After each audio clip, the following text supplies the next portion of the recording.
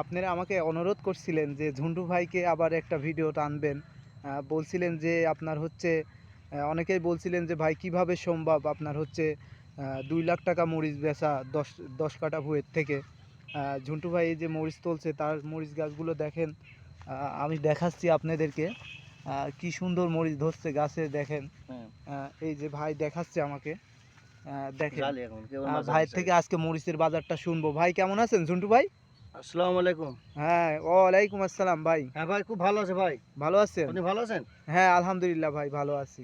ভাই এই যে আপনার একটা আমি ভিডিও করছিলাম, ভিডিও করার পর দর্শক আমাকে মানে কমেন্ট করতে মানে হতাশ করে ফেলছে। মানে উনারা বলছে যে 10 কাঠা ভুঁইয়ের থেকে 2 লাখ টাকার মরিচ কিভাবে বেচে? আজকের মরিচের বাজারটা আপনি শোনা দেন তো ভাই। ভাই আজকের বাজার আমাদের এই সাহেবনগর বাজারে গেছে হ্যাঁ, 220-30 টাকা কেজি। কেজি তাতে গেছে প্রায় 9,000 টাকা মন। 9,000 টাকা মন। হ্যাঁ। আপনার দেখা যায় 10 কাঠা হয়ে 3 হ্যাঁ, মন, 4 মন, 5 মন পর্যন্ত মরিচ ওঠে। মরিচ ওঠে। আপনার তখন দেখা যায় বাজার একটু কম ছিল। হ্যাঁ, তে আপনার 10 কাঠা হয়ে 2 লাখ টাকা বেশি কিছু না। বেশি কিছু না। বেশি কিছু না। হয়ে গেলে অনেক কিছু। দর্শক তার গাছ মুখ যদি থেকে ভালো হয়। শুনতে পাইলেন। এই যে আমার যে গাছের চেহারা দেখছেন, হ্যাঁ, এরকম গাছ যদি 10 কাঠা ভুঁই থাকে একজনের প্রথম থেকে শেষ পর্যন্ত, হ্যাঁ, আপনার মিনিমাম 3 লক্ষ টাকা বেচতে হবে। হ্যাঁ, কিন্তু বেচা গাছ হবে। মারা না গেলে। আমাকে অনেকেই বলছে যে সুমন ভাই মনে হয় আপনার নিজের থেকে কথাটা বলছেন। তা না, ঝন্টু ভাইয়ের মুখ থেকেই আপনাদেরকে আমি শোনাই দিলাম।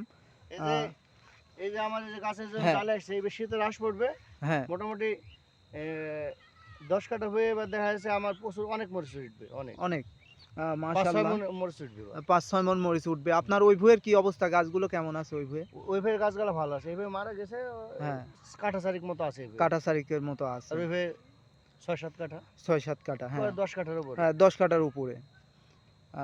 এখানে কি আজকে মরিচ তুলবেন এখানে? না এই যে খাওয়ার হ্যাঁ, জন্য তুলবো ও, আধা কিলো বাসার জন্য। বাসার জন্য আহ, তুলছি, আধা কিলো মতো তুলবো খাওয়ার জন্য। খাওয়ার জন্য। এরকম খাওয়ার জন্য তুলবো। আচ্ছা তোলেন, আপনি মরিচ তোলেন, আমি একটু ভিডিও করি। আচ্ছা। গাছগুলো আমি একটু দেখাই।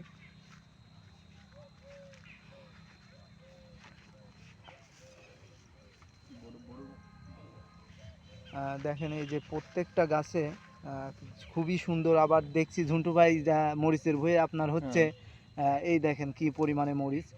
মরিচের ভুঁয়ে আবার হচ্ছে কালাই বুনছে। মাশাল্লাহ কালাইও খুবই সুন্দর বের হয়েছে। এবার আপনার অতিরিক্ত বর্ষার কারণে হ্যাঁ, গাছ নষ্ট হয়ে গেছে। গাছ নষ্ট হয়ে গেছে তাই এইভাবে না? ভালো না, ওইভাবে ভালো আছে, ওইভাবে গাছ মরেনি। এরকম হ্যাঁ, এবার বৃষ্টিটা বেশি ভাই। বৃষ্টি অতিরিক্ত বর্ষার কারণে অনেকজন মারা গেছে এবং আহ, সবারই গাছে মারা গেছে, কিছু কিছু লোকের গাছ বাইসে আছে। বাইসি আছে। আচ্ছা ভাই, এই যে কালাই আপনার হচ্ছে এই যে কালাইটা উঠানোর পর এটাতে কি আবার এই যে ভুট্টা লাগাইতে চাচ্ছেন? ভুট্টা অথবা গম। গম। হুম, ভুট্টা অথবা গম। আপনাদের তো মেহেরপুরে এবার হচ্ছে ভুট্টার বাজারটা খুবই ভালো গেছে ভাই।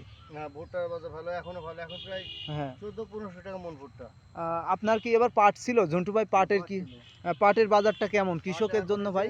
এখন প্রায় 4000 টাকার কাছে।